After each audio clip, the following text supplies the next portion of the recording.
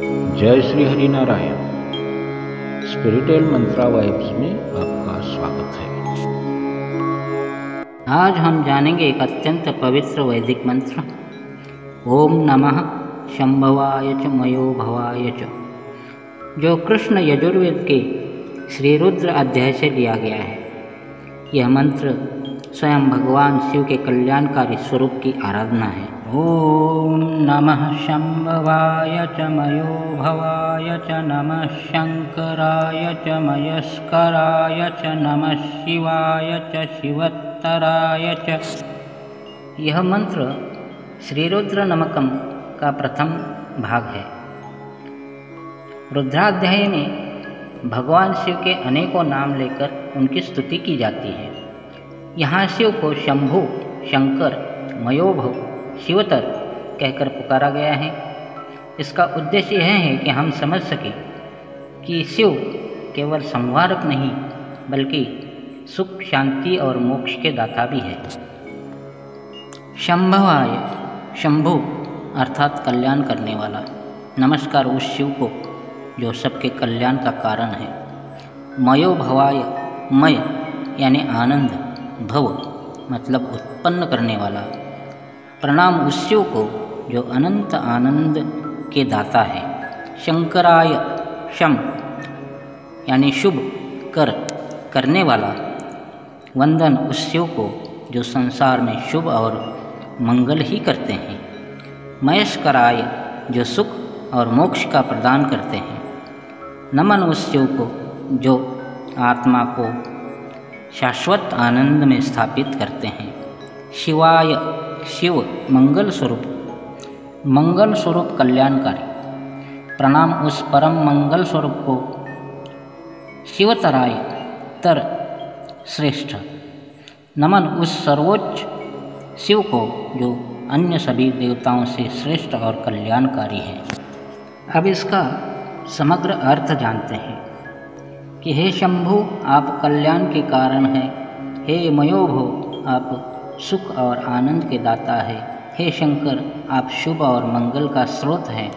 हे मयस्कर आप मोक्ष और शांति देने वाले हैं। हे शिव आप शुद्ध और कल्याणमय हैं। और हे शिवतर आप सर्वोच्च परम मंगल स्वरूप है। आपको हमारा बारंबार प्रणाम है। भक्तजन, इस मंत्र का जाप करने से मन और आत्मा दोनों शुद्ध होते हैं। यह मंत्र हमें स्मरण कराता है कि भगवान शिव ही संसार के आनंद, शांति और मोक्ष के आधार हैं। प्रतिदिन सुबह या संध्या इस मंत्र का 11, 21 या 108 बार जप करने से मन को शांति, दुखों से मुक्ति और जीवन में कल्याण की प्राप्ति होती है। ओम नमः शंभवाय च मयो भवाय च, नमः शंकराय च मयस्कराय च, नमः शिवाय च शिवोत्तराय च। ओम नमः शंभवाय च मयो भवाय च, नमः शंकराय च मयस्कराय च, नमः शिवाय च शिवोत्तराय च।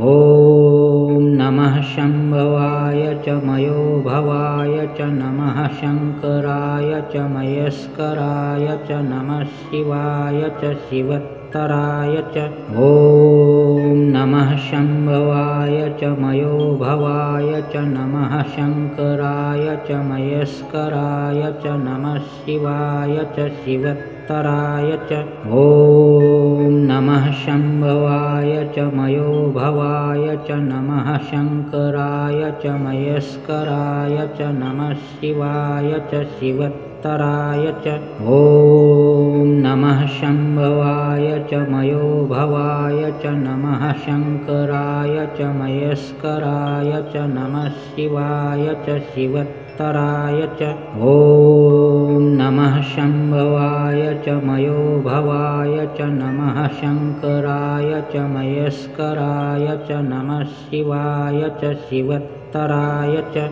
ओम नमः शंभवाय च मयो भवाय च, नमः शंकराय च मयस्कराय च, नमः शिवाय च शिवोत्तराय शिवत्तराय च ॐ नमः शम्भवाय च मयोभवाय च नमः शङ्कराय च मयस्कराय च नमः शिवाय च शिवत्तराय च ॐ नमः शम्भवाय च मयोभवाय च नमः शङ्कराय च मयस्कराय च नमः शिवाय च शिवत्तराय च ॐ नमः शम्भवाय च मयोभवाय च नमः शङ्कराय च मयस्कराय च नमः शिवाय च शिवत्तराय च ॐ नमः शम्भवाय च मयोभवाय च नमः शङ्कराय च मयस्कराय च नमः शिवाय च शिवत्तराय च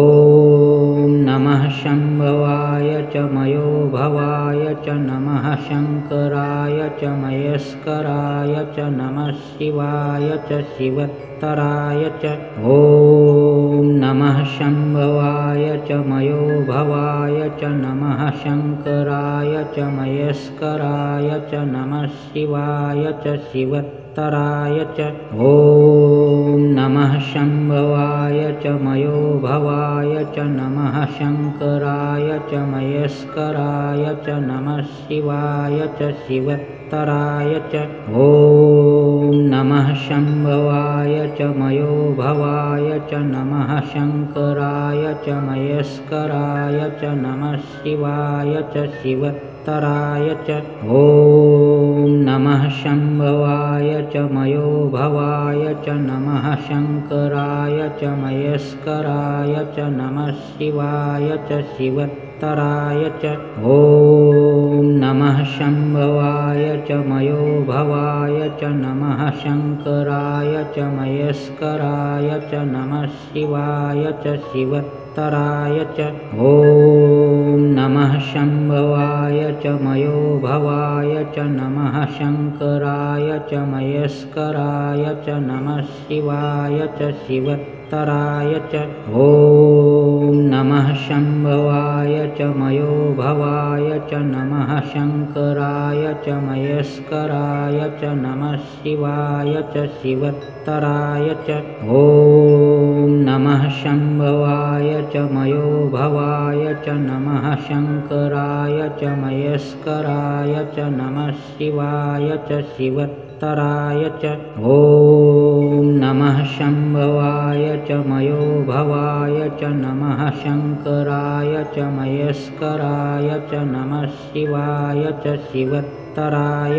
च ॐ नमः शम्भवाय च मयोभवाय च नमः शङ्कराय च मयस्कराय च नमः शिवाय च शिवत्तराय च ॐ नमः शम्भवाय च मयोभवाय च नमः शङ्कराय च मयस्कराय च नमः शिवाय च शिवत्तराय च ॐ नमः शम्भवाय च मयोभवाय च नमः शङ्कराय च मयस्कराय च नमः शिवाय च शिवत्तराय च ॐ नमः शम्भवाय च मयोभवाय च नमः शङ्कराय च मयस्कराय च नमः शिवाय च शिवत्तराय च ॐ नमः शम्भवाय च मयोभवाय च नमः शङ्कराय च मयस्कराय च नमः शिवाय च शिवत्तराय च ॐ नमः शम्भवाय च मयोभवाय च नमः शङ्कराय च मयस्कराय च नमः शिवाय च शिवत्तराय च ॐ नमः शम्भवाय च मयोभवाय च नमः शङ्कराय च मयस्कराय च नमः शिवाय च शिवत्तराय च ॐ नमः शम्भवाय च मयोभवाय च नमः शङ्कराय च मयस्कराय च नमः शिवाय च शिवत्तराय च ॐ नमः शम्भवाय च मयोभवाय च नमः शङ्कराय च मयस्कराय च नमः शिवाय च शिवत्तराय च। यदि आपको यह ज्ञान और मंत्र उपयोगी लगे तो इसे अपने जीवन में अपनाने की कोशिश करें और दूसरों तक भी पहुंचाएं। भगवान भोलेनाथ आप सबका कल्याण करें, इसी कामना के साथ जय श्री हरि नारायण, जय भोलेनाथ, ओम नमः शिवाय।